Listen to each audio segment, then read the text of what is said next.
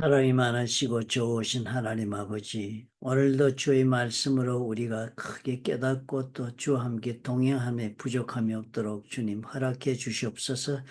성령께서 직접 우리의 영혼 속에 역사하시며 말씀해 주시고 깨우쳐 주시며 또 마음에 결단하고 또 우리 삶의 변화가 일어나도록 주님께서 도와주옵소서.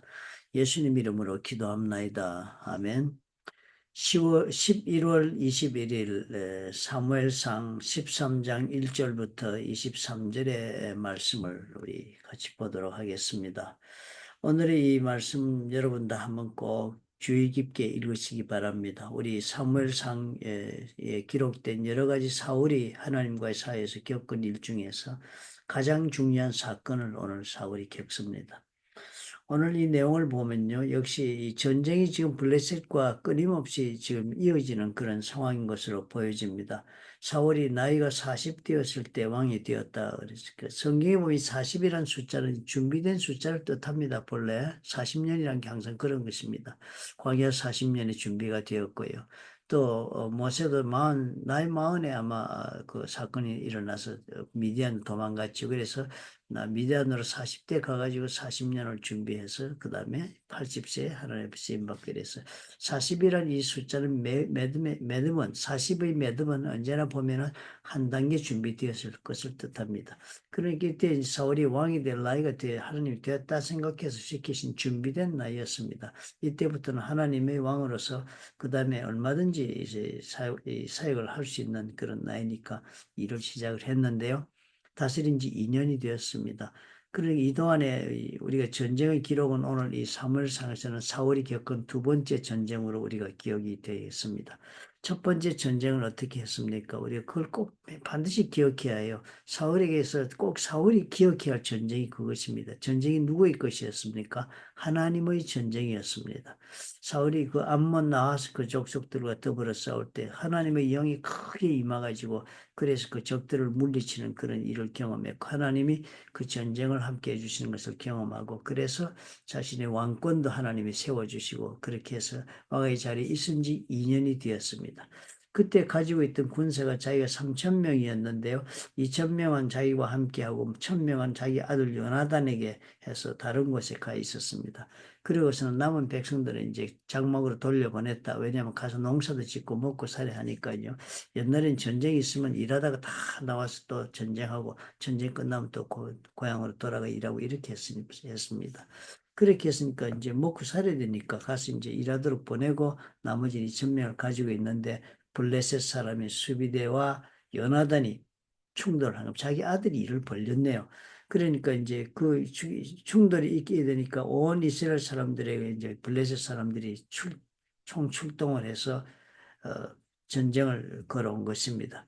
그러니까 이제 백성들이 길갈로 모여서 다 사울을 따르고 이렇게 그쪽에 소수가 모여 있는데 블레셋 사람들은 모인 숫자가 보니까 군대가 병거가 3만이고 마병이 6천이다. 마병이 6천이란 말은 이렇게 말을 탄 군대니까 요즘으로 말하면 이게 기병이 굉장히 우리 요즘 말로 뭐 할까요? 뭐 기갑부대 정도에 해당하는 그런 병력이 됩니다.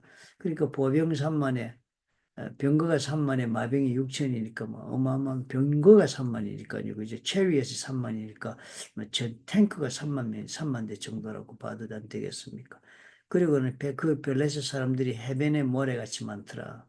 그러니까 이 비스랄 사람들이 절대로 이 군사력으로 상대가 될 수 있는 그런 블레셋이 아니었어. 엄청난 군대가 지금 온 것입니다. 그러니까 이 상황을 보니까 이스라엘 사람들이 위급함을 보고서는 절박해졌습니다. 그래가지고는 굴과 수풀과 바위 틈과 은밀한 곳과 웅덩이에 숨었다. 이거 전쟁이 끝났네요. 그죠? 뭐 이스라엘 사람들이 전부 도망가고 숨고 막 웅덩이에 숨고 이랬으니까. 그리고 어떤 히브리 사람들은 요단을 건너 길라 땅으로 가버렸습니다. 그런데 사울은 아직 길갈에, 그 길갈에 이제 헤드쿼터, 본문이 거기 있고 나머지 모든 사람들은 떨고 있었습니다. 그런데 이러면서 이제 전쟁을 기다리고 있었습니다. 누구를 기다렸냐면 사무엘이 정한 기한이 1일 동안 일주일 뒤에는 오겠다 그랬으니까 전쟁이 일주일 뒤에 사울이 오면은 그렇게 사울이 오면 하나님 앞에 제사를 드리고 전쟁을 하도록 그렇게 되어 있었습니다. 우리가 이것을 이해하려면 고대 전쟁의 그 개념을 이해해야 됩니다. 고대의 전쟁은 신들이 싸워주는 전쟁입니다. 신들의 전쟁이라고 믿고 그렇게 살았습니다. 그리고 실제로 성경도 우리 그렇게 가르쳐 주고 있습니다. 이 당시에 전쟁을 우리가 이해할 때는 하나님이 함께하는 전쟁, 즉 신이 함께하는 전쟁으로 늘 전쟁을 봐야 합니다. 그래서 그 전쟁을 하나님이 해주시면 이기고 하나님이 해주지 않으면 지는 것입니다. 그렇기 때문에 이 이스라엘 족속뿐만 아니라 모든 이방 족속들도 전쟁하기 전에 자기 신에게 제사를 드리고 그리고 전쟁을 시작합니다. 그런데 이제 이래 동안 기다리라는 것은 전쟁이 이제 벌어졌으니까 사무엘이 와가지고 하나님 앞에 제사를 드린 다음에 하나님께서 이 전쟁을 해 주시는 그 전쟁을 시작을 해야 되거든요. 그런데 사무엘이 길갈로 오지를 않는 거예요. 일주일 약속을 했으면 일주일 만에 와야 될 거 아닙니까? 그죠? 그러니까 사무엘이 지체하고 안 오고 있는 것입니다. 참, 그렇게 기다리고 있는데도 그동안의 상황은 어떻게 됐습니까? 백성들이 다 막 굴과 숲을 바위 더 은밀하고 웅덩이에 숨고 막 블레셋 군대는 뭐 어마어마한 군대가 눈앞에 와 있고 막 화력이 어마어마한 부대가 와 있고 사울은 그 길갈에 있는데 사람들은 다 그냥 두려움에 떨고 이래서 백성이 사울에게서 흩어지고 있었습니다. 그러니까 군대가 와야 되고 있으니까 사울이 아무리 사무엘을 기다려 안 오니까 사무엘이 오면은 빨리 제사 드리고 이 전열을 정비해야 되겠는데 안 오잖아요. 눈앞에 보이는 사무엘 보니까 문화는 지고 있는데 그래서 사울이 약속 시간에 안 왔으니까 그래서 사울이 신하들이 명령을 해가지고 번제와 화목제물을 가지고 오라 그래가지고 자신이 번제를 드렸습니다. 번제를 딱 드리고 났는데 그때 마침 사무엘이 또 들어 꼭 일이 이렇습니다. 우리 하나님 앞에 살아보면요. 하나님이 기다리는 때까지 못 기다리는데 기다리는데 뭐 약속한 시간도 넘었으니까 마땅히 기다릴 만큼 기다렸다는 생각이 들었잖아요.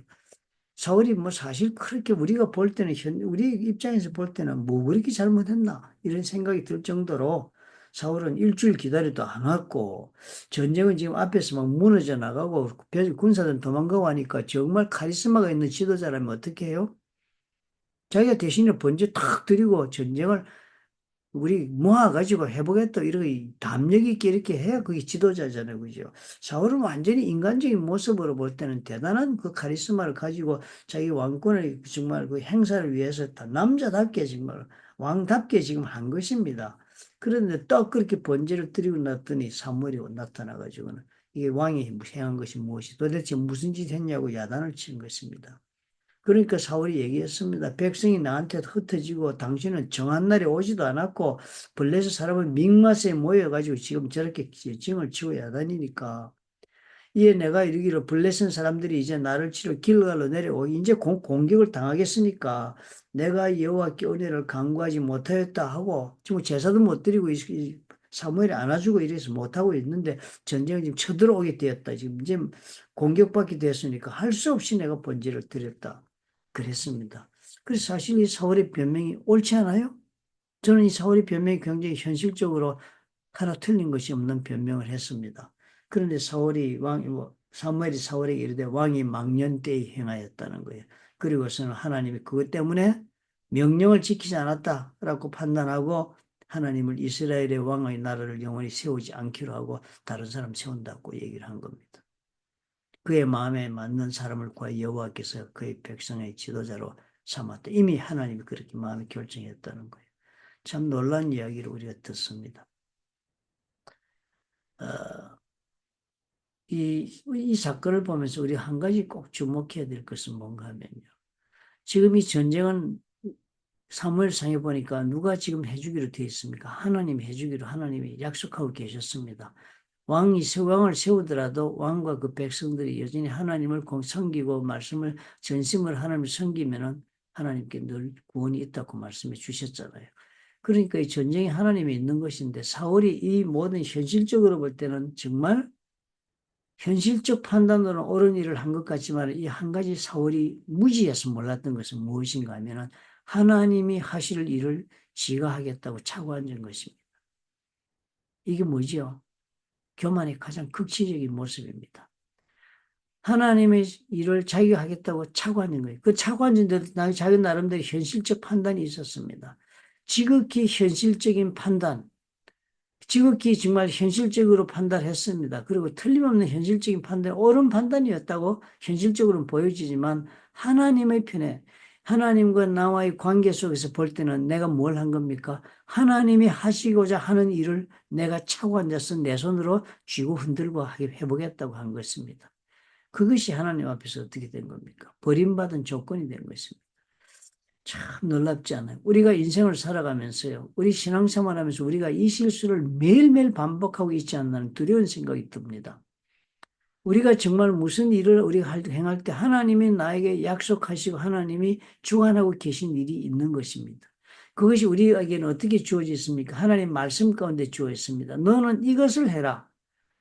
라고 얘기하고 거기 너를 이렇게 하면은 그다음 너에게는 이런 일이 일어난다고 말씀하는 그 성경의 약속의 말씀이잖아요. 성경 모든 가르침이 우리에게 뭘 하나 행하면은 그 나머지 그렇게 행하는 대로 하나님이 이유가 있어서 시켰으니까 나머지는 어떻게 한다고요? 하나님이 하시겠다라는 약속이 다 들어있는 약속의 말씀이 성경에 우리에게 주시는 말씀이거든요.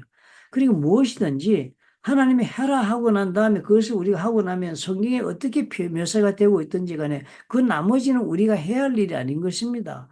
그 말씀대로만 우리가 지키면 되는 것이지 그것을 보고 현실적으로 판단해가지고 내가 변경하고 내 마음대로 그것을 감당하겠다 손에 쥐고 흔드는 인생을 살면 하나님께서 어떻게 해요? 버리신다는 겁니다. 이걸 우리가 이 생활에도 배우셔야 됩니다. 모든 것이 그렇다. 주일 성수하는 주일 안식일을 지키라. 그런 안식일로 지키지 않은 건 모세법에서도 그걸 가리키지 않아요? 안식일을 지키면 그다음 어떻게 된다고요? 지킨다는 법만 지키는 게 아니었습니다. 왜냐하면 안식일을 지킨다는 것은 나머지는 하나님이 하신다는 것에 대한 약속을 보여주시는 그런 상황이 됩니다. 그죠? 안식일 지키면 그다음 어떻게 돼요? 주일날 아무것도 가지러 나가지 않았지만 하나님이 주일 먹을 것까지 토요일날 공급해주는 보통 때 일어나지 않는 하나님이 하신 일이 있지 않습니까? 그러니까 이렇게 뭔가 하나님이 하라고 할 때는 나아가서 우리가 그 듣기 싫어하는 것 11조 헌금도 하라는 것까지도 하라 하는 것 한 다음에는 무엇이에요? 나머지는 하나님이 이렇게 해주시겠다는 것이 항상 전제되어 있는 것입니다. 하나님의 말씀은. 그러므로 우리 신앙생활이란 것은 무엇이에요? 내가 할 일을 하는 일에 충성되게 해야지요. 내가 허락되지 않은 것조차도 현실적 판단으로 내가 정말 감당하지 않으면 내한테 큰 문제가 생기겠구나. 그래서 사울처럼 이렇게 현실적 판단에 의거해가지고 합리적이라고 생각해서 하나님이 허락하지 않는 일을 내가 마음껏 그렇게 막 침범하고 내 손에 붙잡아 행사하고 내가 주관하고 이렇게 되면은 그런 사람 가리켜서 우리가 또 요즘 성경공업 늘 듣는 얘기지만 스스로가 왕의 자리에 앉은 그런 사람이 되면 어떻게 해요? 하나님에게서 버림받는다. 하나님이 계획하신 일, 하나님이 마땅히 해주고자 했던 내 삶의 일들을 하나님이 주관하는 일을 내가 주관하기 못하게 하고 있으니까 하나님이 나를 버리신다. 하나님이 어떻게 해요? 다른 사람을 써서라도 하나님이 그 일을 하도록 하지 나를 통해 역사하지 않으신다는 것입니다. 얼마나 두려운 가르침입니까? 오늘 우리가 이걸 꼭 기억합시다. 현실적 판단에 우리가 자꾸 움직이지 맙시다. 믿음의 눈으로 보고 하나님의 말씀에 준거해서 행동을 결정합시다. 이것이 너무 중요하네요. 하나님이 하라 하면 하고 성경에서 하지 말라 그러면 그냥 하지 말고 인생을 사는 것이 사울의 이 실패를 우리가 보고 배워야 할 놀라운 교훈이라는 생각이 듭니다. 좋으신 아버지 감사합니다. 현실적 판단으로는 나는 마땅히 이룰 수밖에 없었다는 이야기는 더 이상 우리 하나님 앞에서는 통할 수 있는 이야기가 아닌 것을 깨닫게 도와주옵소서. 현실적 판단을 따라 하나님 말씀에 어긋나게 내가 그럼에도 불구하고 선택한 일이 있다면 그것은 하나님을 내가 저버리고 망령되 행한 것이며 명령을 하나님 앞에서 거부한 것인 것으로 우리 하나님 판단하시고 나를 통하여 하나님 계획하신 일을 하나님은 손을 거두시는 것을 우리가 오늘 보았습니다. 우리 하나님 다른 사람을 통하여 하나님이 나를 통하여 이루고자 했던 일들을 이루신다면 내가 얼마나 많은 마음의 고통도 오겠으며 삶의 상실이 있겠습니까? 아버지 앞에 우리가 이 지혜를 가지고 살아갈 수 있도록 성령님 도와주옵소서. 예수님 이름으로 기도합니다. 아멘. 현실적 판단에 능한 사람이 지혜롭다고 우리 능력이 있다고 우리는 말합니다. 세상적으로. 신앙생활 우리가 하면서 언제나 이 문제에서 우리 깊이 우리 정말 갈등하게 되는데요. 여러분 오늘 이 사울 보고 꼭 배웁시다. 하나님이 하실 일을 내가 가로채는 일이 없도록. 그것은 어디에서 드러난다고요? 말씀대로 살지 않고 그 말씀을 삶에 적용하지 않고 그 말씀 대신으로 현실적 판단을 내려서 선택할 때 생기는 문제다. 그렇게 보여지겠습니다.